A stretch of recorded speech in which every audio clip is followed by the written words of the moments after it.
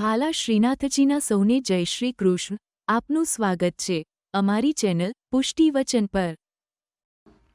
ભાગ્યશાળી હોય ને, નસીબવાળા હોય, એના ઘરમાં કોઈ ટોકનારું હોય. નસીબવાળા હોય એને ઘરમાં કોઈ આશીર્વાદ આપનારું હોય. નસીબવાળા હોય એના ઘરમાં જો મોડા આવ્યા હોય તો કોઈ ચિંતા કરીને જાગનારું હોય. યુવાનીમાં ન ગમે, બંધન લાગે, પણ પ્રેમ અને સુરક્ષા આ બંને જોડાયેલા છે. આ બાળકોને કહીશ, મા બાપની ચિંતા એ તમારું બંધન નથી, એ તમારી સુરક્ષા છે. જો આ બંનેનો ભેદ તમે ન સમજી શકો, ઘણી વાર એમ થાય તમે ગમે તેટલું ભણ્યા, ડોક્ટર થયા, એન્જિનિયર થયા, ગમે તે થયા, પણ સ્વજનોના મન ન વાંચી શકો તો તમારા જેવું અભણ આ દુનિયામાં કોઈ નથી. સ્નેહીઓના દિલને ન સમજી શકો, તમારી ચિંતા કરનારા લોકોના પ્રેમને માન ન આપી શકો તો તમારી સમજણ શું કામની? કે જે તમારા લાગણી માટે આજે કોણ કોને કહેવા તૈયાર છે, કોણ કોનું સાંભળવા તૈયાર છે, છતાંય ખોટું લાગે તોય મા બાપ કહે, કારણ તમારી જોડે પ્રેમ છે, તમારી ચિંતા છે. અને એમના સ્નેહને આદર આપતા શીખો, રિસ્પેક્ટ કરતા શીખો, જે સાચા અર્થમાં તમને પ્રેમ કરે છે. અત્યારે એમ કહેવાય કે હવે અત્યારનો યુગ તો એવો મોડર્ન છે કે બસ જો બાળકો મોટા થાય એટલે ફ્રેન્ડ બનાવી લેવા, મિત્ર બનાવી લેવા. પણ હું ખાસ યુવાનોને કહીશ, મા બાપને મિત્ર ન બનાવતા. મિત્ર તો દુનિયામાં હજારો મળશે, હાથ મિલાવનારા હજારો મળશે, પણ માથે હાથ મૂકીને આશીર્વાદ આપનારા આ મા બાપ કેવલ છે. એને મા બાપ જ રહેવા દે, એને તમારી ચિંતા કરવા દેજો, એમને તમને વળવા દેજો, એને તમને ટોકવા દેજો, એ અધિકાર એમને આપતા રહેજો. જે દિવસે માતા પિતાને સંકોચ થાય ને કે આને કહીશ અને આને ખોટું લાગશે તો એ દિવસે દીકરો જ બહુ મોટું ગુમાવે, એ દિવસે બાળકો જ બહુ મોટું નુકસાન પોતાનું કરી રહ્યા છે. તમને રોકનાર ને ટોકનાર કોણ? આપણી દિશા સાચી છે કે ખોટી કેમ ખબર પડે? અને ભગવાન ખબર નહીં મા બાપને કોઈ એવી શક્તિ આપી દેતું હોય છે, અને એમાં પણ માને ખાસ કરીને, કે તમારા ફ્રેન્ડ સર્કલમાં જો કોઈ ખોટો વ્યક્તિ હશે ને, તમને ખબર નહીં પડે, તમારી માને પહેલા ખબર પડી જશે. એ કહેશે બેટા બાકી બધા બરાબર છે, તું આનાથી ધ્યાન રાખજો. અને 99% તમને જ થોડા સમયમાં અનુભવ થશે કે એનાથી કોઈ કડવો અનુભવ થશે. એ શક્તિ પ્રેમને કારણે જાગૃત થઈ જાય છે. આપણે ત્રીજું આંખ કહીએ ને, એમ માની બાળકો માટેની ત્રીજી આંખ સદાય ખુલેલી હોય છે. એના ભાગ્યને જોઈ શકતી હોય છે, એના સાથને જોઈ શકતી હોય છે. આ શક્તિ આપે છે ભગવાન. કોઈ રોકનારું રહ્યું નહીં એટલે પાપ માટે તો છૂટ મળી ગઈ ધુંધકારીને. જો આપણે પુણ્યશાળી એટલા માટે જ છીએ કે આપણે પાપ નથી કર્યા. અને ખરેખર કહેજો, પાપ નહોતા કરવા, આપણને પાપ કરવાના મોકા ન મળ્યા એટલે આપણે સારા. આપણી અંદર પાપ કરવાની હિંમત નહોતી એટલે આપણે સારા. આપણને સમાજની શરમ હતી એટલે પાપ ન કર્યા એટલે આપણે સારા. ખરેખર આપણે સંકલ્પથી સારા છીએ કે મજબૂરીમાં સારા બનેલા છે? વિચાર તો કરો. મજબૂરીથી સારા છે કે સંકલ્પથી સારા છે? આપણે ભલે બીજાની નિંદા કરીએ, પણ આપણને મોકો મળ્યો હોત તો આપણે છોડ્યું હોત? આપણે લઈ લે, આપણે છુપાવી દે. આપણામાં હિંમત નહોતી, આપણને બીક હતી. કરવું તો ખરા. એટલે વિચાર કરજો, પુણ્ય સારો વિચાર કરવાનો ન હોય, સારો વિચાર જ આવવો જોઈએ. જ્યારે અંતઃકરણ પવિત્ર થાય ત્યારે સદવિચારો સહજ પ્રગટે છે. મજબૂરીમાં મોટા ભાગની દુનિયા મજબૂરીમાં પુણ્ય કરીને બેઠી છે, અથવા પાપ નથી કરતી.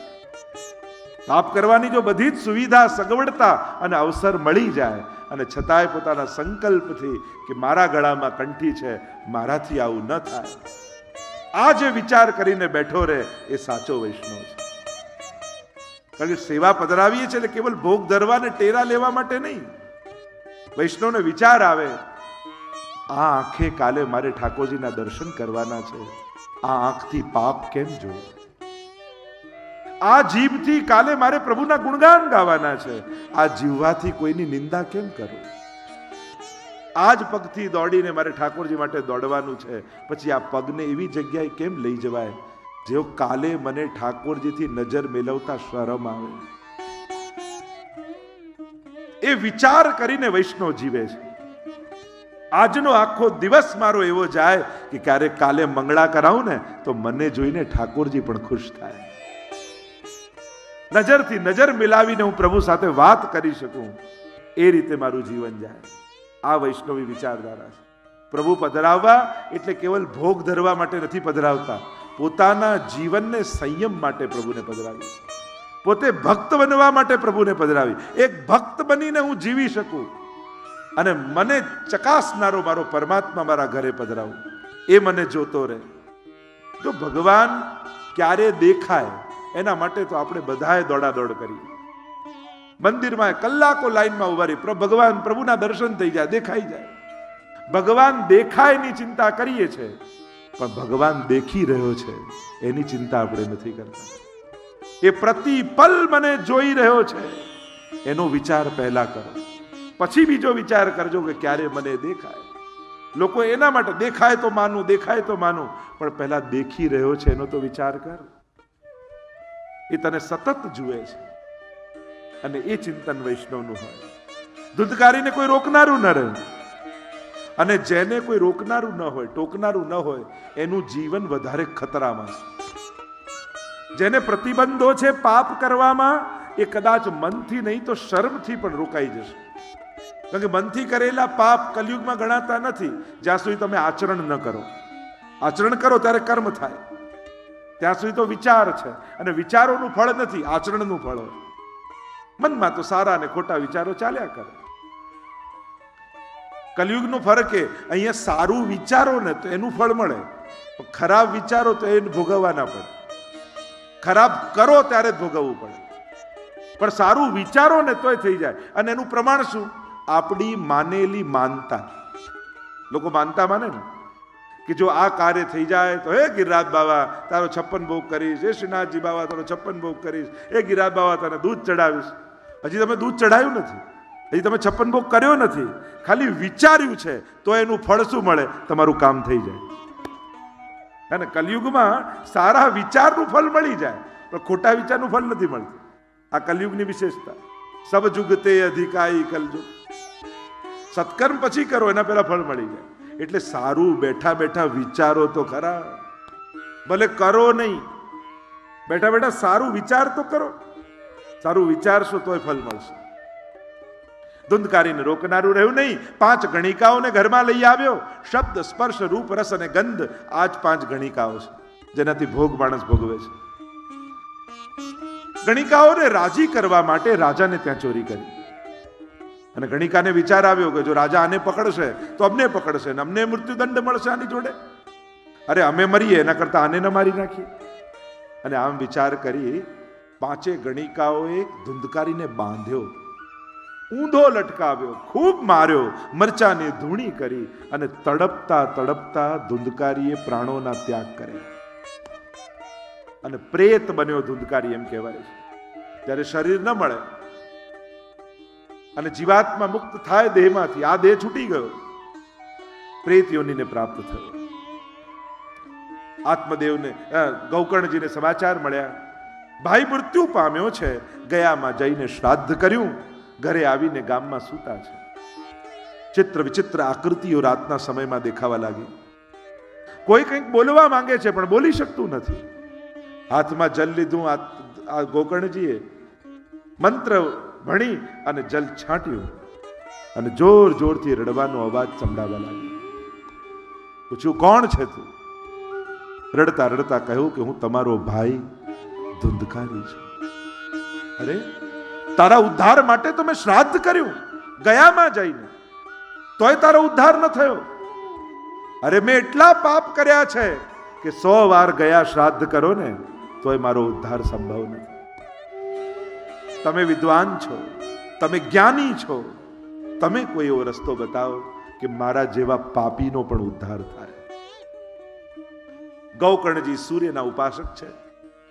પ્રાતઃ સમયે જાગી નદીમાં સ્નાન કરવા માટે ગયા છે.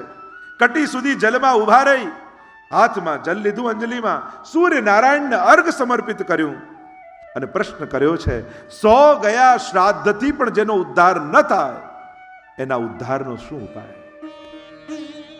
અને જ્યારે આ પ્રશ્ન કર્યો ત્યારે સૂર્યનારાયણે કહ્યું કે ગૌકર્ણજી, તમે ભાગવત કથા કરો. ભાગવતજીનો એવો પ્રભાવ છે, 100 ગયા શ્રાદ્ધથી પણ જેનો ઉદ્ધાર ન થાય એના ઉદ્ધાર કરવાનું સામર્થ્ય શ્રીમદ ભાગવતમાં છે. કોણ કરે? કહ્યું કે આપ પોતે કરો. સમસ્ત નગરવાસીઓને બોલાવો.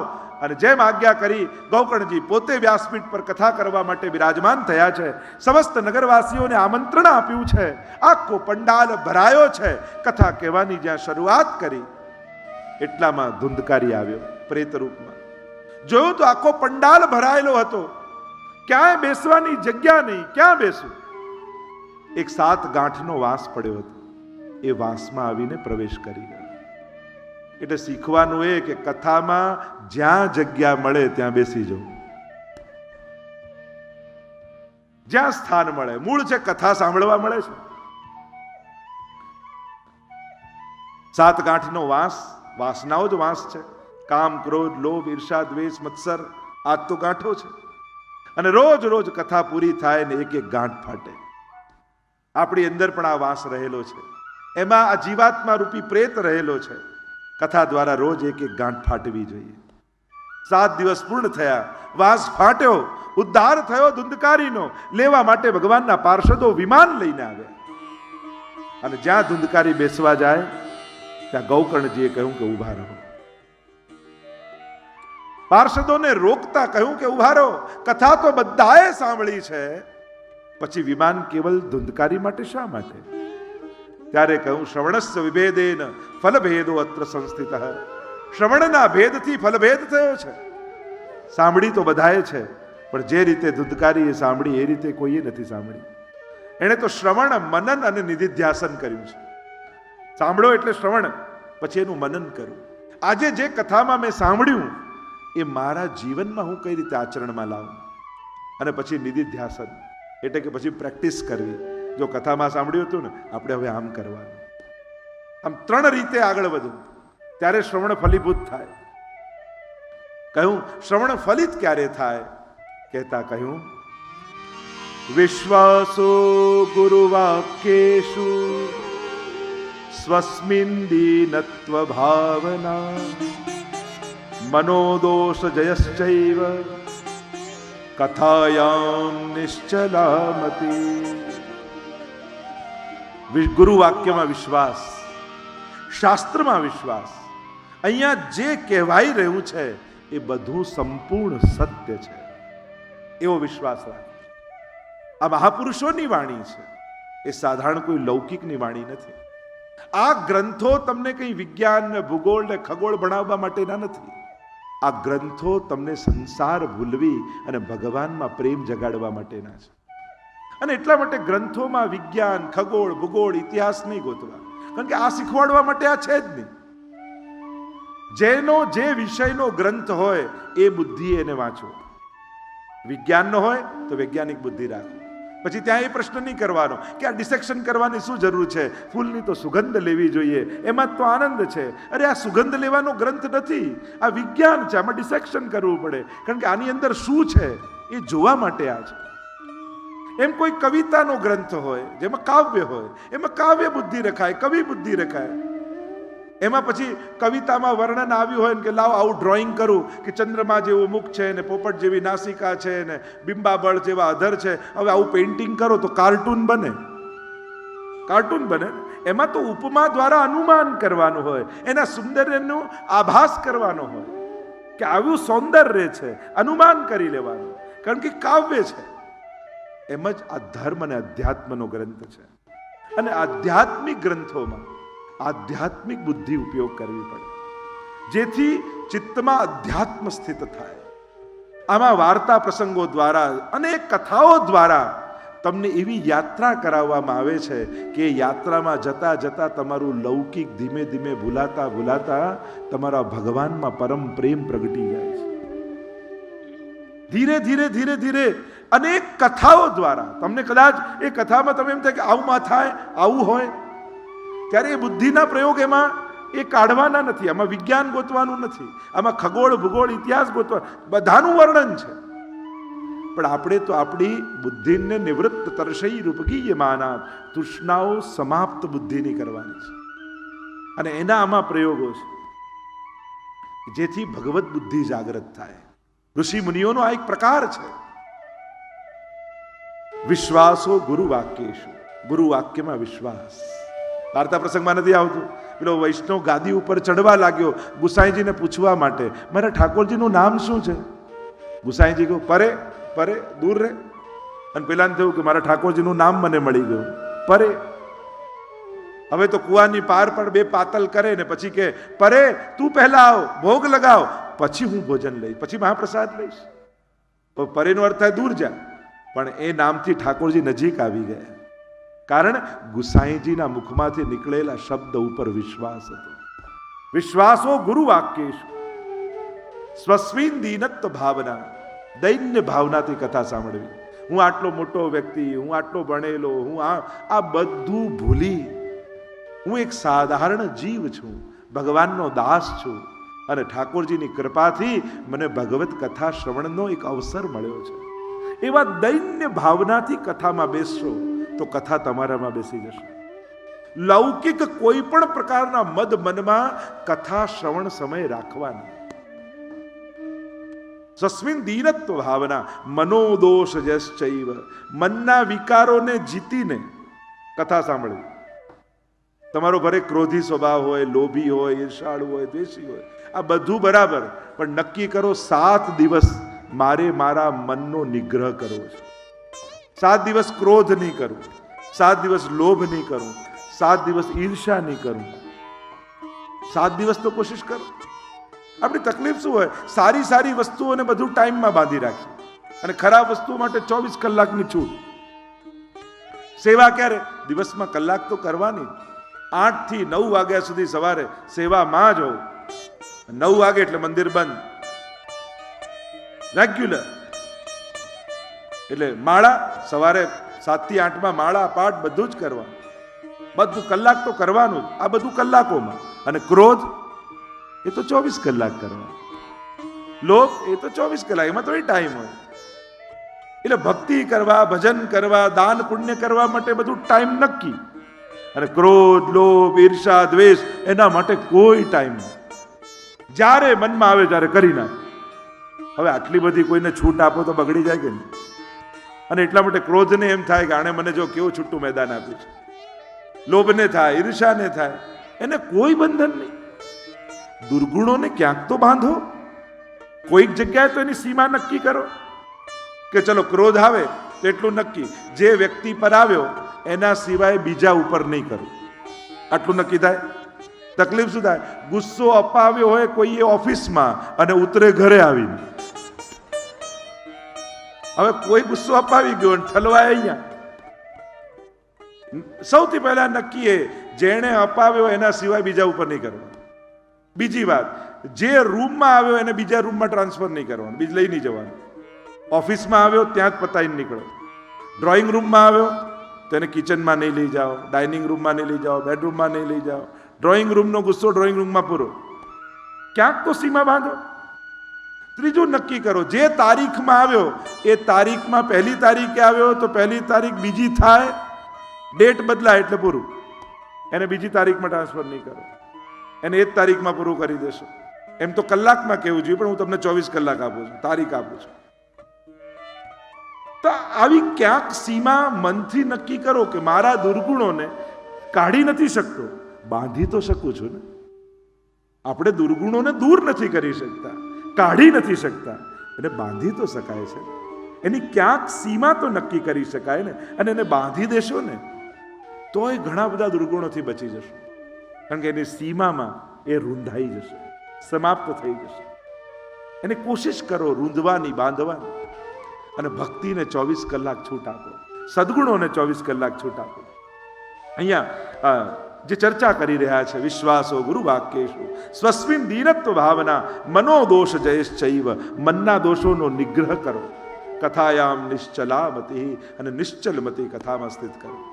કથા ત્યારે સફળ થાય. કહ્યું કે પુનઃ કથા કરો. આત્મદેવે ફરી કથા કરી, ગૌકર્ણજીએ પુનઃ કથા કરી.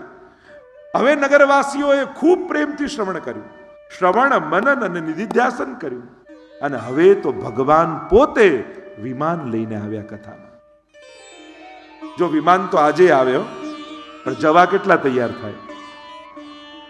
પ્રભુને થાય ખોટો વિમાન લઈને ધક્કો ખાવો. પણ વિમાનની પણ અનેક વ્યાખ્યા કરી શકાય. આ તમારા મનના જે વિમાનો છે એ કેવા ઉડે છે, તો એમાં પણ ઈચ્છાઓ ને વિચારોના વિમાનો આવે. કથા સાંભળતા સાંભળતા ઘણા વિમાનો આવે. હવે તો સેવા પધરાવી છે, હવે તો રોજ એક માળા કરવી છે, હવે તો રોજ કોઈકને દાન આપવાનું. આ બધા વિચારોના વિમાનો આવે જ છે. કોઈ એકના ઉપર પણ બેસી જશો ને તો છેક ઠાકોરજીના ધામ સુધી તમને લઈ જશે. તો પ્રભુ પોતે વિમાન લઈને આવ્યા અને બધા જ નગરવાસીઓને સદે ભગવત ધામમાં પ્રાપ્તિ છે. તો કહું, આ ભગવાનની ભાગવતી કથા એવી છે, ધુંધકારી જેવો પાપી હોય તો એને પણ મુક્ત કરનારી કથા છે. અપી ચેત્સુ દુરાચારો ભજતે મામ અનન્ય ભાગ સાધુ રેવ સમંતવ્ય સમ્યક વ્યવસ્થિતો હિ સહ. ગીતાજીમાં પણ કહ્યું, ગમે કેટલો પાપી હોય પણ મને ભજવાનો સંકલ્પ કરે એને સાધુ જાણવું, કારણ કે એનું લક્ષ્ય ઉત્તમ છે. સિદ્ધાંત રશ્મિમાં મહાપ્રભુજી પણ સમજાવે છે ને કે ગંગાત્વમ સર્વદોષાણામ ગુણ દોષાદિર વર્ણના ગંગાત્વેન નિરૂપ્યા સ્યાત તદવદત્ત ત્રાપી ચૈવહી. જેમ ગંગાજી વહેતા હોય અને ઘણા નદી નાળાના જળ ગંગાજીમાં ભળી જાય, નાળાનું પાણી ભળી જાય, પણ ભળે ગંગાજીમાં પછી એ ગંગા રૂપ થઈ જાય છે, પછી એ ગંગાજી તરીકે ઓળખાય છે. એમ જ હજારો દોષોથી ભરેલો આ જીવ એકવાર પ્રભુની કથામાં આવીને બેસી જાય, એકવાર પ્રભુને શરણાગત થઈ જાય તો પ્રભુ કહે, ગંગાજીની જેમ હું એને પાવન કરી દઉં છું, પવિત્ર કરી દઉં છું. એ પણ પછી ભગવદ રૂપ બની જતો હોય છે. એવો આ કથા ગંગાનો પ્રભાવ છે. અહીંયા 6 અધ્યાયમાં કથા શ્રવણની વિધિ બતાવી. કથા ક્યાં બેસાડવી, કઈ રીતે કરવી, કોના મુખે સાંભળવી, એના વિધાન આપ્યા. વિવાહે યાદૃશમ વિત્તમ તાદૃશમ પરિકલ્પેત. સૌથી પહેલા એમ થાય ને કે કેટલું બજેટ બનાવવું, તો કે લગ્નમાં જેટલું બજેટ રાખવું એટલું કથામાં રાખવું. કારણ કે આ પણ પ્રભુ સાથેના વિવાહ છે. જો પહેલા દિવસે વરઘોડો લઈ ઠાકોરજી આવ્યા, 7 દિવસ 7 ફેરા થશે, અને 7મા દિવસે આ જીવરૂપી કન્યાને વરીને ઠાકોરજી લઈ જશે. વિવાહે આ પણ પ્રભુ સાથેના અલૌકિક વિવાહ. આપણે તો બ્રહ્મ સંબંધને કહીએ ને, આ પ્રભુ સાથેનો વિવાહ છે. નામ નિવેદન એ સગાઈ અને બ્રહ્મ સંબંધ એ વિવાહ. કારણ આ સંસારમાં ફસાયેલો જીવ, મહાપ્રભુજી અંતઃકરણ પ્રબોધમાં આજ્ઞા કરે છે, પ્રૌઢાપી દુહિતા યદ્વત સ્નેહા ન પ્રેષ્યતે વર તથા દેહે ન કર્તવ્યમ વરસ્તુષ્યતિ નાન્યથા. જેમ કોઈ માને એની દીકરી બહુ વાલી હોય, અને એટલી બધી વાલી છે કે એ મોટી થઈ ગઈ છતાં એને પરણાવતી નથી, એટલો બધો એને પ્રેમ કરે છે. હવે ગામવાળા કહેવા લાગ્યા કે હવે ઉંમર લાયક થઈ, હવે તો એને પરણાવવો જોઈએ, એટલે ગામના શરમથી લગ્ન કરાવી દીધા. પણ એટલો મોહ દીકરીમાં છે કે એને વળાવતી નથી પતિને ત્યાં, અને નથી વળાવતી તો મહાપ્રભુજી કહે એ પતિને નારાજ કરે છે અને દીકરીનું પણ અહિત કરે છે. અને એટલા માટે હે વૈષ્ણવો, તમે આવું ન કરતા. આ દેહરૂપી દીકરીને પ્રભુ સાથે પરણાવી દીધી છે, પણ હવે જો સેવામાં નહીં લગાવો તો પ્રભુને નારાજ કરશો અને તમારા દેહનું પણ અહિત તમે કરી રહ્યા છો. આવું તમે તમારા જીવન સાથે ન કરતા. પ્રભુ સાથે બ્રહ્મ સંબંધ આપીને વિવાહ કરાવ્યા પછી એને સેવામાં જોડી દેજો. એમાં જ આ દેહનું કલ્યાણ છે, એમાં જ આ જીવાત્માનું કલ્યાણ છે.